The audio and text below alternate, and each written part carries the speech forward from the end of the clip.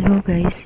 आज NCERT history class 6 के third chapter में हम लोग पढ़ रहे हैं, जिसमें आरंभिक नगर के बारे में जानकारी है।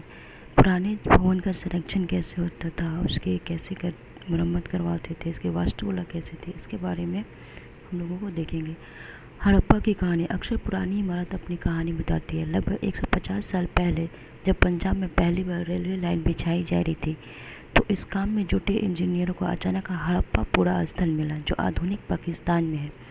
उन्होंने सोचा कि यह एक ऐसा खंडहर है जहाँ से अच्छी ईंटें मिलेगी। यह सोचकर वे हड़प्पा के खंडहरों से हजारों ईंट उखाड़ ले गए, जिससे उन्होंने रेलवे लाइनें बिछाई। इससे कई इमारतें पूरी तरह नष्ट हो गई थी। उसके बाद लगभग 25 साल पहले पुरातत्वविदों ने इस स्थल को ढूंढा और तब पता चला कि यह खंडहर उपमहाद्वीप के सबसे पुराने स्थलों में से एक है। चूँकि इस नगर की खोज सबसे पहले हुई थी, इसीलिए बाद में मिलने वाले इस तरह के सभी पुरास्थलों में जो इमारतें और चीज़ें मिली उन्हें हड़प्पा सभ्यता कहा गया। यानी कि कह रहा है कि लगभग 80 साल पहले पुरातत्वविदों ने इस स्थल को ढूंढा और जब पता चला कि यह खंडहर उपमहाद्वीप के सबसे पुराने स्थलों में से एक है। चूँकि इस नगर की खोज सबसे पहले हुई थी, हड़प्पा की, इसीलिए बाद में मिलने वाले सभी पुरास्थलों में जो इमारतें और चीज़ें मिली उन्हें हड़प्पा सभ्यता कहा जाता है। इस शहरों का निर्माण लगभग 27 साल पहले हुआ था। पुरानी इमारतें तोड़कर उनकी जगह नए भवन बनाए जाते हैं। क्या तुम्हें पुरानी इमारतों को सुरक्षित रखना चाहिए? इन नगरों की क्या विशेषता थी? इन नगरों में से कई को 2 या उससे ज़्यादा हिस्सों में विभाजित किया गया। प्रायः पश्चिमी भाग छोटा था लेकिन ऊंचाई पर था। पश्चिमी भाग जो था, इस हड़प्पा सभ्यता का पश्चिमी भाग छोटा था लेकिन ऊंचाई पर था, और पूर्वी भाग का हिस्सा बड़ा था लेकिन निचले इलाके में था। ऊंचाई वाले भाग को पुरातत्वविदों ने नगर पूर्वी कहा और नीचे वाले हिस्सों को निचला नगर कहा। दोनों हिस्सों की चारदीवारियाँ पक्की ईंटें से बनाई जाती थी, इसलिए ईंटें इतनी अच्छी पक्की थी कि हजारों सालों बाद आज तक उनकी दीवारें खड़ी रही। दीवार बनाने के लिए ईंटों की चिनाई इस तरह करते थे जिससे कि दीवारें मजबूत रह सके। कुछ नगरों के दुर्ग में कुछ खास इमारतें बनाई गई थी। मिसाल के तौर पर मोहनजोदड़ो में खास तालाब बनाया गया था, जिसे पुरातत्वविदों ने महान स्नानागार कहा। इस तालाब को बनाने में ईंट और प्लास्टर का इस्तेमाल किया गया था। इसमें पानी का रिसाव रोकने के लिए प्लास्टर के ऊपर चारकोल की परत चढ़ाई थी। यानी प्लास्टर से अगर नीचे पानी गिर जाते थे तो उसमें क्या रहता है, चारकोल की परत चढ़ा दी जाती थी। इस सरोवर में 2 तरफ से उतरने वाली सीढ़ियाँ थी। चारों ओर कमरे बनाए गए थे। इसे भरने के लिए पानी कुएं से निकाला जाता था। उपयोग के बाद इसे खाली कर दिया जाता था। शायद यहाँ नागरिक विशेष अवसरों पर स्नान किया करते थे। कालीबंग और लोथल जैसे नगरों में जो है अग्निकुंड मिले हैं। अग्निकुंड जो है काली और लोथल में मिले हैं, जहाँ संभवतः यज्ञ किए जाते थे। हड़प्पा, मोहनजोदड़ो, लोथल जैसे कुछ नगरों के बड़े बड़े भंडारगृह मिले हैं जहाँ पे अनाज रखे जाते थे। अब आते हैं यहाँ पे देख लेते हैं। उपमहाद्वीप में पिछले चैप्टर में मिलेगा था सिंधु नदी की सहायक नदी झेलम, चेनाब, रावी है। फिर वहाँ पे हड़प्पा है जो कि पाकिस्तान में, सुखी है, राखी गढ़ी है, कालीबंगा है, गंगोरी लाल है, चनमुद्रा है, मोहनजोदड़ो भी पाकिस्तान में, सुटका गोंडोरी भी पाकिस्तान में है, धौलावीरा है, सुटकापुर ये गुजरात में है, लोथल गुजरात में है।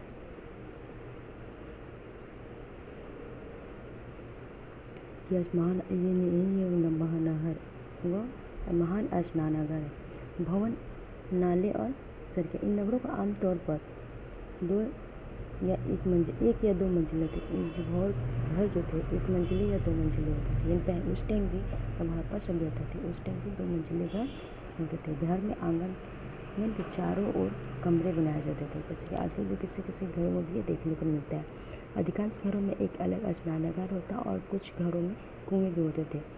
कई नगरों में ढके हुए नाले थे। इन्हें सावधानी से सीधी लाइन में बनाया जाता था। हर नाली में हल्के ढलान होती थी ताकि पानी आसानी से बह सके। अक्सर घरों की नालियों को सड़कों की नालियों से जोड़ दिया जाता था, यानी घर के नहर जो थे उनको सड़कों की नालियों से जोड़ दिया जाता था, जो बाद में बड़े नालों में मिल जाते थे। नालों के ढके होने के कारण इसमें जगह जगह पर मैन होल बनाया जा गया, जिनके जरिए इनकी देखभाल और सफाई की जा सके। घर, नाले और सड़कों का निर्माण योजनाबद्ध तरीके के साथ ही किया जाता था।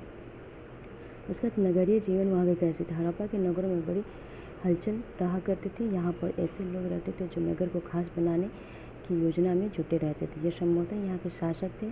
यहाँ भी संभव है कि ये शासक लोगों को भेजकर दूर दूर से धातु, बहुमूल्य पत्थर और अन्य उपयोगी चीज़ें मंगवाते थे। शायद शासक लोग मजबूत मनकों तथा सोने चांदी से बने आभूषण जैसे कीमती चीज़ों को अपने पास रखते होंगे। इन नगरों में लिपिक भी होते थे। इन नगरों में जो था एक लिपिक होती थी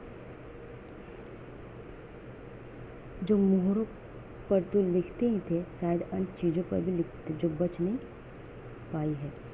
इसके अलावा नगरों के सिर स्थित पुरुष भी रहते थे जो अपने घरों या किसी उद्योग स्थल पर तरह तरह की चीज़ें बनाते थे। लोग लंबी यात्राएं भी करते थे और वहाँ से उपयोगी वस्तु लाते थे और साथ ही लाते थे। सुदूर देशों से किस्से, कहानियाँ, मिट्टी से बने खिलौने भी मिले हैं जिनसे बच्चे खेलते, यानी ये सारी चीज़ें जो है हड़प्पा में मिली है।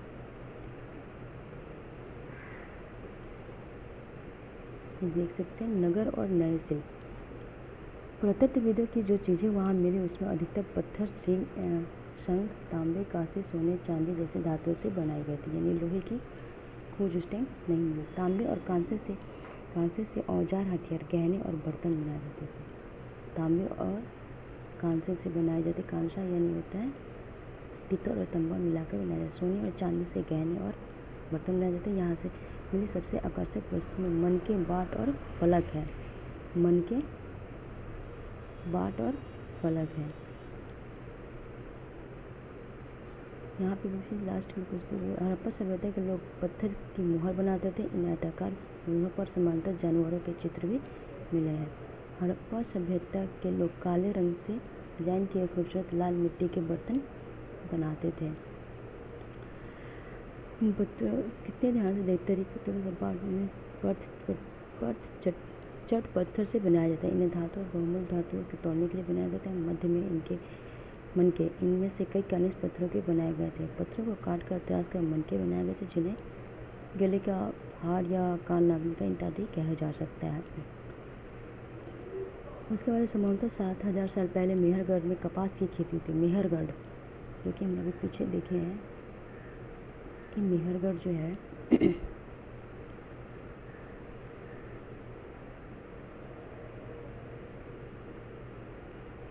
इसमें मेहरगढ़ नहीं दिया हुआ है, लेकिन आगे के पिक्चर में मिल जाएगा। आगे भी कुछ दिया गया है। मेहरगढ़ में कपास की खेती थी। मोहनजोदड़ो से कपड़े के टुकड़ों के अवशेष, चांदी के एक फूलदान के ढक्कन तथा कुछ अन्य तांबे की वस्तुओं से चिपके हुए मिले हैं। पक्की मिट्टी और फेयर से बनी तकलियाँ शुद्ध कटाई का संकेत देती है। इनमें से अधिकांश वस्तुओं का निर्माण विशेषज्ञों ने किया था। विशेषज्ञ उसे कहते हैं जो किसी खास चीज़ को बनाने के लिए खास प्रशिक्षण लेता है, जैसे पत्थर तराशना, मनके चमकाना या फिर मोहरों पर चिकारी करना। मूर्ति का चेहरा कितना आकर्षक ढंग से बनाया गया, उसकी दाढ़ी कितनी अच्छी तरह दर्शाई गई है, यह किसी विशेषज्ञ मूर्तिकार का ही काम हो सकता है। हर व्यक्ति विशेषज्ञ नहीं हो सकता था। हमें यह पता नहीं था कि क्या सिर्फ पुरुषों ही ऐसे कामों पर प्रशिक्षण हासिल करते या फिर केवल महिलाएं थी। शायद कुछ महिलाएं और पुरुष दोनों भी इस काम में लिप्त थे। यानी कि पहले जो होता था कि कोई ज़रूरी नहीं कि सिर्फ जेंट्स ही काम करते थे या पुरुष ही काम करते थे। पहले भी इसका साक्ष्य मिलता है कि महिलाएं भी घर से बाहर निकल के अपने कामों को करती थी, जो उनके क्या कहा जाए पारंपरिक जो थे। उसके बाद है फेयंस। पत्थर और शंख प्राकृतिक तौर पर, लेकिन फेयंस को कृत्रिम रूप से तैयार किया जाता है। बालू या सफ्टिक पत्थरों के चूर्ण को गोंद में मिलाकर उसे बनाई गई वस्तु थी। उसके बाद उन वस्तु पर चिकनी परत चढ़ाई जाती है। इस चिकनी परत के रंग प्राय नीले या हल्के हरे होते थे। फेयंस से मनके, चूड़ियाँ, बाले, छोटे बर्तन जो हैं इत्यादि बनाए करते आते हैं। तो उसके बाद कच्चे माल की खोज। कच्चा माल उन पदार्थों का था जो या तो प्राकृतिक रूप में मिलते हैं या फिर किसान या पशुपालक उनका उत्पादन करते हैं, जैसे लकड़ी या धातुओं के अयस्क प्राकृतिक रूप में उपलब्ध कच्चे माल है। इनमें फिर कई तरह की चीज़ें बनाई जाती हैं। मिसाल के तौर पर किसानों द्वारा पैदा किए गए कपास को कच्चा माल कहते हैं, जिससे बाद में कताई बुनाई करके कपड़ा तैयार किया जाता है। हड़प्पा में लोगों को कई चीज़ें वही मिलती थी, लेकिन तांबा, सोना, लोहा, सोना, चांदी और बहुमूल्य पत्थरों जैसे पदार्थों का भी दूर दूर से जो है आयात करते थे। हड़प्पा के लोग तांबे का आयात संभवतः आज के राजस्थान से करते थे। यहाँ के पश्चिमी एशियाई देश ओमान से भी तांबे का आयात किया जाता है, यानी कि राजस्थान जो है तांबे में अभी भी सर्वप्रथम है। कांसा बनाने के लिए तांबे के साथ मिलाई जाने वाली धातु टीन का आयात आधुनिक ईरान और अफगानिस्तान से किया जाता है। यानी कांसा दो धातुओं के मिलने से बनता है, तांबा और टीन के मिलने से बनता है। सोने का आयात आधुनिक कर्नाटक और बहुमूल्य पत्थर का आयात गुजरात, ईरान और अफगानिस्तान से किया जाता है। नगरों में रहने वालों के लिए भोजन। लोग नगरों के अलावा शहरों में भी रहते, वे अनाज उगाते थे और जानवर पालते थे। किसान और चरवाहे ही शहरों में रहने वाले शासकों, लेखकों और दस्तकारों को खाने के सामान देते थे। पौधे के अवशेषों से पता चलता है कि हड़प्पा के लोग गेहूँ, चौल, दाल, मटर, धान, तिल और सरसों उगाते थे। जमीन की जुताई के लिए हल का प्रयोग एक नई बात थी। हड़प्पा काल के लोग हल तो नहीं बच पाए, लेकिन ये प्राय लकड़ी से बनाए जाते थे, लेकिन हल के आकार के खिलौने मिले हैं। इन क्षेत्र में बारिश कम होती थी, इसलिए सिंचाई के लिए लोगों ने कुछ तरीके अपनाए होते थे। संभवतः पानी का संचयन किया जाता होगा और ज़रूरत पड़ने पर उससे फसलों की सिंचाई भी की जाती होती। हड़प्पा के लोग गाय, भैंस, भेड़, बकरियाँ पालते थे। बस्तियों के आसपास तालाब और चरागाह होते थे, लेकिन सूखे महीनों में मवेशियों के झुंडों को चारा पानी की तलाश में दूर दूर तक ले जाया जाता था। वे बेर जैसे फलों को इकट्ठा करते थे और मछलियाँ पकड़ते थे और हिरन जैसे जानवरों का शिकार करते थे।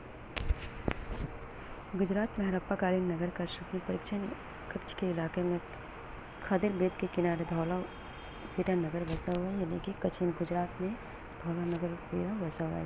वहाँ साफ पानी मिलता था, जमीन उपजाऊ थी। जहाँ हड़प्पा सभ्यता के कई नगर 2 भागों में विभक्त है। वहीं धौलावीरा नगर को 3 भागों में बांटा गया है।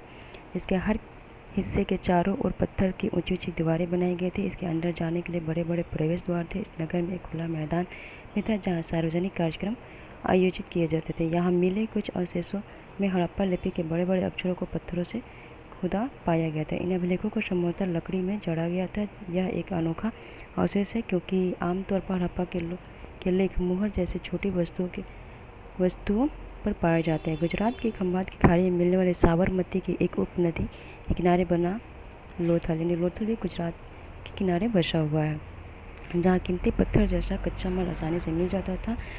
यह पत्थरों, शंखों और धातुओं से बनाई गई चीज़ों का एक महत्वपूर्ण केंद्र था। इस नगर में एक भंडार गृह भी था।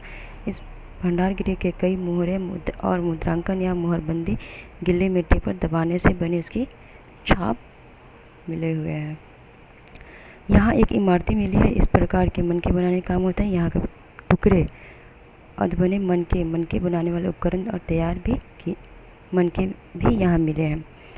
मनकों से गले का हार, कान, नागने का चूड़ी, बाला ये सब बनाया जाता था। मुद्रा या मुहर और मुद्रांकन या मुहरबंदी। मुहरों का उपयोग सामान से भरे उन डिब्बों या थैलों को चिन्हित करने के लिए किया जाता, जिन्हें एक जगह से दूसरी जगह भेजा जाता था। थैलों को बंद करने के बाद उनके मुहानों पर गिल्ली पोत लगाकर उन पर मुहर लगाए जाते थे। मुहर की छाप को मुहरबंदी कहते हैं। अगर छाप टूटी हुई नहीं होती तो यह साबित हो जाता था कि सामान के साथ छेड़खानी नहीं हुई, लेकिन अगर टूट जाता तो लग जाता कि सामान के साथ छेड़खानी होती है। सभ्यता के अंत का रहस्य। लगभग 3900 साल पहले एक बड़ा बदलाव देखने को मिलता है। अचानक लोगों ने नगरों को जोड़ा, लेकिन मुहर और बाटों का प्रयोग बंद हो गया। दूर दूर से कच्चे माल का आयात काफ़ी कम हो गया। मोहनजोदड़ो में सड़कों पर कचरे के ढेर बनने लगे। जल निकास प्रणाली नष्ट हो गई और सड़कों पर झुग्गीनुमा घर बनाए जाने लगे। नदियाँ सूख गई थी। इनका कहना यह है कि जंगलों का विनाश हो गया था। इसके कारण ये भी हो सकते कि ईंट पकाने के लिए ईंधन की जरूरत पड़ती होगी। इसके अलावा मवेशियों के बड़े बड़े झुंडों से चारागाह और घास के मैदान समाप्त हो गए। कुछ इलाकों में बाढ़ आ गई, लेकिन इन कारणों से यह स्पष्ट नहीं हो पाता है कि सभी नगरों का अंत कैसे है, क्योंकि बाढ़ और नदियों के सूखने का असर कुछ ही इलाकों में हुआ। ऐसा लगता है कि शासकों का नियंत्रण समाप्त हो गया। जो भी हुआ हो, परिवर्तन का असर बिल्कुल साफ दिखाई देता है। आधुनिक पाकिस्तान के सिंध और पंजाब की बस्तियां जो उजड़ गई थी, कई लोग पूर्व और दक्षिण के इलाकों में नई और छोटी बस्तियों में आकर बस गए। इसके लगभग 1400 साल बाद एक नगरों का विकास हुआ। उनके बारे में हम अध्याय 5 और 8 में देखेंगे। इस प्रकार हम लोग का एनसीईआरटी हिस्ट्री का क्लास 3rd चैप्टर कंप्लीट हुआ। नेक्स्ट चैप्टर के लिए नेक्स्ट वीडियो में मिलते हैं। तब तक के लिए बाय बाय।